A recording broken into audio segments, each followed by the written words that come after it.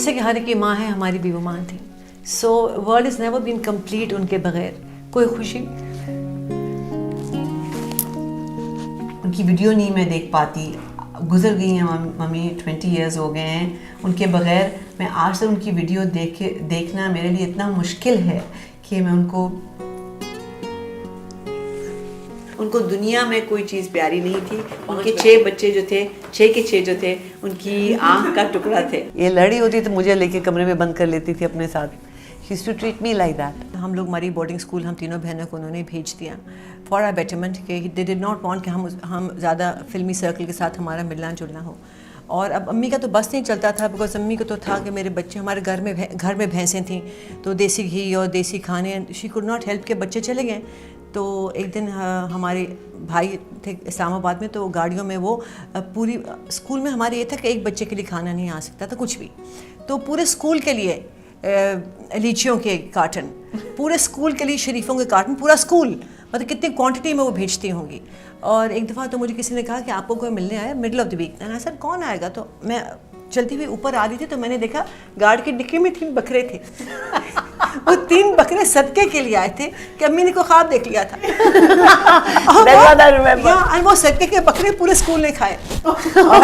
हम तीनों को स्पेशल खाना मिला, उनके वो 3 बकरे आए थे बिकॉज वो अम्मी ने रात को ख्वाब देख ली थी। तो अगर आम है, सीजन आमों का, तो वो आम इमेजिन करें इस क्वांटिटी में पूरे स्कूल के लिए आ रहे थे कि पूरा मेरे बच्चे भी खाएंगे, पूरा स्कूल खाएगा तो मेरे बच्चे भी तो खाएंगे ना। माँ बाप के लिए अल्लाह वसाई और दुनिया के लिए मलकाए तरन्नुम नूरजहां, जिसके फन और आवाज के जादू को पूरी दुनिया ने सराहा और माना भी। कहीं लता मंगेशकर बनी मदाह। फैंस तो शुमार के बाहर हैं, उनकी कोई गिनती नहीं, लाखों करोड़ों, देश में विदेश में। आप किसकी फैन हैं? मैं फैन तो अगर यहाँ के आप कहेंगे तो मैं नूरजहां जी की फैन थी, हूँ। कहीं शुबाना आजमी जैसी मंझी हुई अदाकारा के पास तारीफ के अल्फाज कम पड़ गए। जिस तरह इस दुनिया के पास सिर्फ एक सूरज है, एक चांद है, उसी तरह इस दुनिया के पास सिर्फ एक नूरजहान है। इससे ज्यादा कहने की ताकत मुझ में नहीं है। लेकिन सारी दुनिया की खुदाई और एजाजात एक तरफ, मलकाए तरन्नुम नूरजहां एक लाजवाब माँ भी थी। माँ एक ऐसा रिश्ता जिसकी कोई दर्जा बंदी नहीं, एक ऐसा लफ्ज जो अपने आप में ही मुकम्मल और भरपूर है। माँ माँ होती है। उनकी बरसी के मौका पर इनकी बेटियों ने अपनी वालदा को खराजे तहसीन पेश किया और अपनी माँ को याद करते हुए इनके बारे में बहुत सी बातें शेयर की। बचपन से ही मुझे अपनी अम्मी की जो आवाज़, जब मैं गाने सुनती थी, कभी भी मैं बाहर होती थी, बाज़ार में गुजरते, किसी और सर्कमस्टांसेस में, जब मैं उनकी आवाज़ सुनती थी और उनको देख नहीं पाती थी तो मैं बहुत डिस्टर्ब हो जाया करती थी। इसी तरह उनकी वीडियो नहीं मैं देख पाती, गुजर गई हैं मम्मी, 20 इयर्स हो गए हैं उनके बगैर। मैं आज तक उनकी वीडियो देखना मेरे लिए इतना मुश्किल है कि मैं उनको स्क्रीन पे देख सकती हूँ मगर उनको अपने पास महसूस नहीं कर सकती, उनको टच नहीं कर सकती। इस तरह उनकी आवाज़ सुननी मेरे लिए बहुत तकलीफ दे, क्योंकि मैं वो आवाज़ सुन सकती हूँ मगर उनका चेहरा नहीं देख सकती, उनको गले नहीं लगा सकती। हर बच्चा मुख्तलिफ तरह से प्रोसेस करता है। मेरे लिए तो वो गए हुए उनको 20 साल हो गए मगर वो मेरे साथ हैं हर पल। मैं तो उनके कपड़ों में अपने आप को समेट लेती हूँ, उनकी आवाज़ मेरे दिमाग में, मेरे घर में हर जगह उनकी तस्वीरें वो तो हैं ही। पर पिछले 20 साल से मैं उन पर काम कर रही हूँ। जो मेरा शो पिछले साल लगा था, शायद मुझे 18 साल लगे वो काम बनाकर लगाने के लिए। मुझे अपना आप उनसे जुदा महसूस नहीं होता कभी। That's what I've learned, or we've learned from our mother. She had the biggest heart. Whether वो बड़े अब्बा के घर जाना, उनकी वाइफ से मिलना, मेरे अब्बा के घर जाना, अम्मी से मिलना, उनका इतना दिल बड़ा था। हंस के जाती थी, हंस के आती थी, मिलजुल के रहती थी। हमें कभी एहसास हुआ ही नहीं कि हमारे कोई स्टेप मदर हैं या बड़े अब्बा की कोई स्टेप मदर हैं और भी कोई बड़े बहन भाई हैं जो हम एक नहीं। वो इतना मिलजुल के घुल मिल के रहती थी कि हम बिल्कुल उनके नक्शे कदम पे चलते रहे। और हमें इतना अजीब लगता है जब हम बाहर जाते हैं और लोगों की बातें सुनते हैं और लोग स्टेप ब्रदर्स एंड सिस्टर्स बोल रहे होते हैं, we get shocked because we can't identify with it. सुबह सुबह कपड़े इस्त्री करना, बेड पे लगाना, अब्बा को मौजे पहनाना, मुझे आज तक याद है अम्मी मेरे अब्बा को मौजे भी खुद पहनाती थी, उनके लिए खाना बनाना. She was like a 16-year-old in love with my father and this is what I saw till the day she passed away.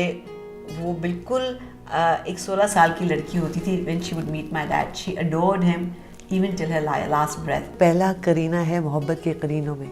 ये माँ हमेशा बोलती भी थी और उन दोनों के रिश्तों से ये आयाम भी है कि आखिरी दम तक रात के 12 बजे तक एजाज साहब कब्रिस्तान में बैठे हुए थे to bury her because the son he was waiting for sun.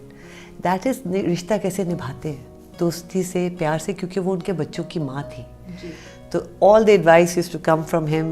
Anything that had to happen when she was sick, जब वो बीमार थी, अब्बा की इजाज़त के साथ होता था और आखिरी दम तक उन दोनों ने ये रिश्ता निभाया. मैं अपने आसपास देखती हूँ छोटे बच्चे हैं, डिवोर्स हो रही है घर में, जो है उनका एटीट्यूड, हालांकि वो PhD किए हुए हैं, मास्टर्स किए हुए हैं, मैं देखती हूँ बच्चों पे लड़ रहे हैं और कस्टडी पे लड़ रहे हैं और बच्चे अफेक्ट हो रहे हैं.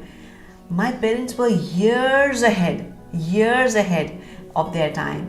उस वक्त उनको इतना एहसास था कि हमारी सेपरेशन किस तरह होगी, हमारे बच्चे किस तरह बड़े होंगे, म्यूचुअल डिसीजन बनाना, कभी झगड़ा नहीं, कभी ये नहीं हुआ कि हम जो बच्चे हैं वो स्प्लिट हो रहे हैं कि माँ है या बाप है, दोनों को आपस में बच्चे भी लड़ाते हैं कभी कभी. सो हमें था कि our father was the ultimate authority. Every time we wanted to do something, we had to ask our father. Our mother maintained this कि हम अपने बाप जो है वो हमारा सरबराह है, हम उन्हीं की से परमिशन लेके हर चीज़ करते थे. और हम यहाँ आगा खान अस्पताल में थे तो एक दिन मैं ICU से निकली हूँ और एक आदमी बाहर खड़ा हुआ था.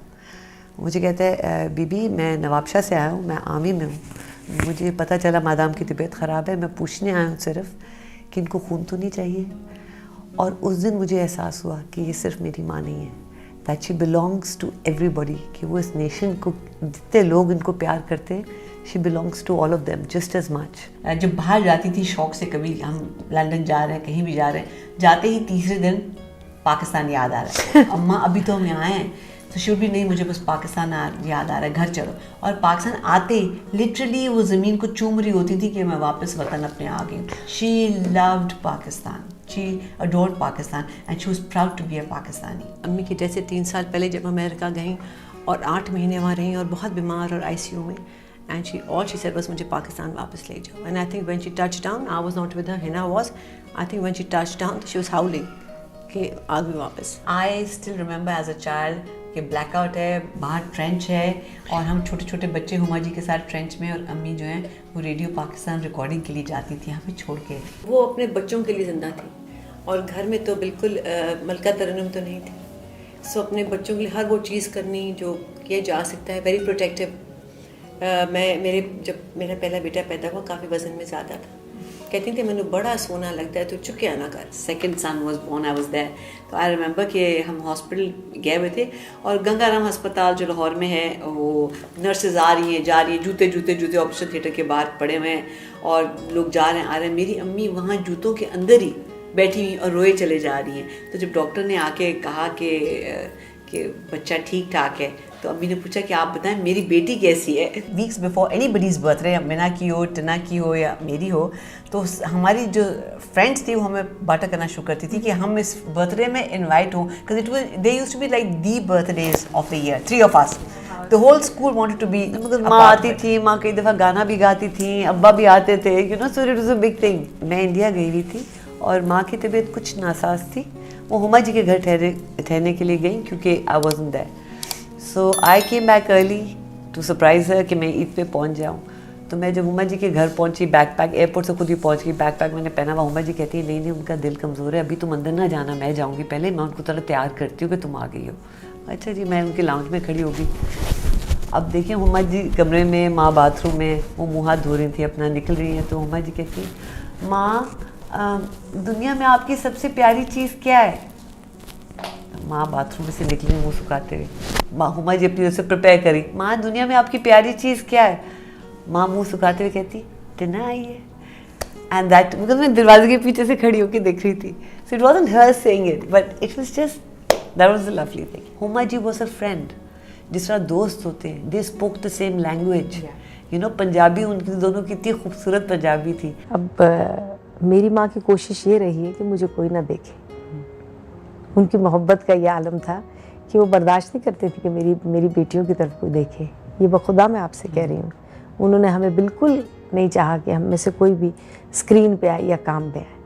उसी तरह भले वो अपनी बेटियों को समझ लें या अपना ब्लड समझ लें, जो भी जिस तरफ मर्जी आए। इसलिए मैंने आपको कहा कि हमारी माँ कभी भी नहीं जाए। वो अपने पे जो मर्जी चाहती थी मैं झेल लूँ, मैं 4 गाने रोज़ के गा लूँ, 5 गाने गा लूँ, लेकिन मेरे बच्चों को कोई तकलीफ ना हो। मम्मी को कुछ बताते नहीं थे कि किसकी डेथ हो गई। तो एक दिन को बाबा जी की डेथ हो गई, अम्मी को नहीं मालूम हुआ, नहीं बताया। तो ऐसा ऐसा बताते थे, अम्मी फ़लाँ बीमार हो गया है, हॉस्पिटल में दाखिल है। 2 दिन बाद कहा, जवाब दे दिया डॉक्टर ने, डेथ हो गई। जब 2-3 दफ़ा हम ये कर चुके तो एकदम मैंने कहा, अम्मी शायद भाई बहुत बीमार है। कहती पुत्र जे मर गया तो 10 दिन। हर दफ़ा हम बिल्डअप करते स्टोरी को, and then he dies, पुत्र जो मर गया तो मैंने 10 दिन। She just came down to that. So she has an amazing sense of humor also. Our mother, she was the most unusual grandmother because हमने सुना है कि जब आपके grandchildren होते हैं तो बच्चे जो हैं वो भूल जाता है इंसान और grandchildren याद आते हैं। मगर अम्मी के लिए उल्टा था। grandchildren हो गए, she loved and she adored them, but nobody came above her 6 kids. बहुत शौक था निटिंग करने का, कपड़े सीने का। वो दर्जियों से, अगर दर्जी अपने घर में हमेशा हमारे रहे हैं, तो वो दर्जी को कैसे घर बुलाकर उसको ट्रेन करना, हाथ से तुरपाई करनी सिखानी, फॉल लगानी सिखानी, गरारे काटने, तो वो अपने सब दर्जियों को खुद ही ट्रेन करती थी। बेस्ट ऑफ ऑल के जब हम भी थोड़े बड़े हो गए और हमें कहीं जाना होता था या हमें कभी साड़ी पहननी पड़ती थी मुझे या मिना को, तो फ़ौरन अपनी कोई साड़ी निकाल के ब्लाउज़ फटाफट ठीक करती थी और हमें पहना दिया करती थी। She was so good with her hands. I remember her knitting sweaters for my father. तो एक आध दिन के अंदर वो फटाफट स्वेटर बना लेती थी। And she had such a sense of style. आज भी हम उनकी तस्वीरें जब देखते हैं कि जिस तरह अपनी साड़ी के साथ मिक्स एंड मैच ज्वेलरी की हुई है, it's actually according to the latest trends that are going on now. It's amazing how she had this knack of putting things together. गरीबों की इतनी मदद करती थी। उनको हमारे घर के बाहर एक लाइन लगी होती थी जब अम्मी सुबह निकलती थी, तो उनको पता था कि किसी को क्या देना है, किसी का स्कूल है, किसी को कोई खैरात है। मेरी नानी के पुराने मुलाजिम हैं, वो हर एक को खैरात दिया करती थी। और सबसे एक्स्ट्राऑर्डिनरी ये बात थी कि अगर हम रोड पे कहीं जा रहे हैं तो किसी दरख्त के पीछे कौन सा फ़कीर बैठा है हम मिस करते थे, मगर अम्मी ड्राइवर को कहती थी गाड़ी वापस मोड़ो और फ़लाने जगह पर फ़लाने दरख्त के नीचे वो मज़दूर है या फ़कीर है या कोई औरत बैठी है, उसको वो ज़रूर सदका खैरात दिया करती थी। पूरा एतमाद था कि मुझे गाना आता है और कितना अच्छा आता है। वो दावे से कह सकती थी कि एक दफ़ा बेटा तुमने एक चीज़ कही है, वो एक दफ़ा आपकी है, अगली दफ़ा वो मेरी है। ठीक है, इतना जानती थी वो अपना काम। मगर उन्होंने बार बार मुझे यही समझाया कि बेटा रास्ता चलता भी कुछ सिखा जाए तो हाथ जोड़ के सीख जाओ। अम्मी इतनी हम्बल थी। इधर हमारे घर नौकरानी काम करती थी, बानो नाम था। तो जाते जाते एक गाने पर तो उसको डांट के निकल गई और जब थोड़ी दूर पहुंची तो रियलाइज़ किया कि मैंने ज़्यादती कर दी है। गाड़ी मोड़ के वापस आई, उसको हाथ पांव जोड़ के माफ़ी मांगी और कहा बानो तो मुझे माफ़ नहीं करोगी तो मैं जाके गाना नहीं गा सकती। उसने कहा मैंने माफ़ कर दे, बानो मैंने माफ़, तो उन्हें माफ़ नहीं, किया। मैं गाने नहीं, तो मैंने माफ़ कर तो वो फिर मुड़ के फिर गाना गाने गई। तो उनको था कि मैंने गरीब का दिल दुखा दिया, ना have to apologize for that. हमारा ड्राइवर था अमीर और फ़ारूक था जो अम्मी के साथ जाते थे रिकॉर्डिंग पे। तो जब घर आती थी रात को 11-12 बजे वटेवर थकी होती थी और फ़ौरन खाना ट्रॉली में लगता था, तो सबसे पहले उन दोनों के लिए खाना निकाल के देती थी कि ये लोग मेरे साथ गए हैं। पहले उनको निकाल के देती थी अपनी प्लेटों में और फिर ख़ुद खाना खाया करती थी। फरीदा खानम और आंटी असमत, ये 2 औरतें थी जो तकरीबन रोज़ in the last years that we lived in Lahore, तकरीबन रोज़ ये हमारे घर होती थी। रोज़ उनको फ़ोन करती थी, अड़िए अड़िए आ जाना, दोनों पहुंच जाती थी। उनको खुश शक्ल लोग बहुत पसंद थे। वो खूबसूरत परस्त थी, वो आर्टिस्ट थी। भले तो उनको अच्छी शक्लें तो हमेशा, और तारीफ़ करती थी, वो औरतों की तारीफ़ करती थी। उनको अपने पास बिठाकर पूछती थी कि अच्छा लिपस्टिक कौन सी लगाई है, अच्छा तुमने ये आँखें कैसी बनाई, ए होस्टेसेस को। इसी तरह तो वो प्लेन में अपना टाइम गुजारती थी। अच्छा बेटा आओ, बेटा अपनी लिपस्टिक ला के दिखाना। फिर वो सारा अपना मेकअप ले आती थी, मैडम जी को ट्राइयाँ करा रही होती थी। माई फ्रेंड, आई रिमेंबर अम्मी was in ICU, she was very ill. तो हम उनको we rush to Aga Khan hospital, वो ICU में हमने उनको ले गए और अम्मी ICU के वो रूम के अंदर थी।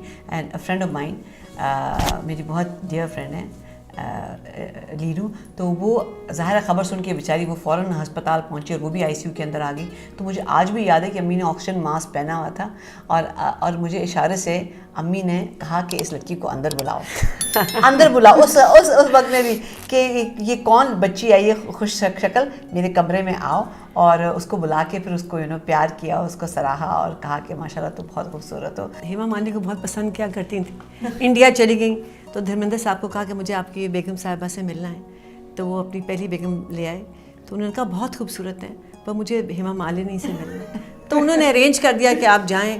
तो अम्मी कहती जब मैं उठी मैं सुबह सुबह इतनी एक्साइटेड होकर उनके घर गई, और जब हेमा जी ने दरवाज़ा खोला तो कहती मैंने उनको देख के रोना शुरू कर दिया। सारी उम्र उन्होंने ना कभी शराब पी ना सिगरेट पिया, क्लीन लिविंग शक्ल पे नज़र आती है।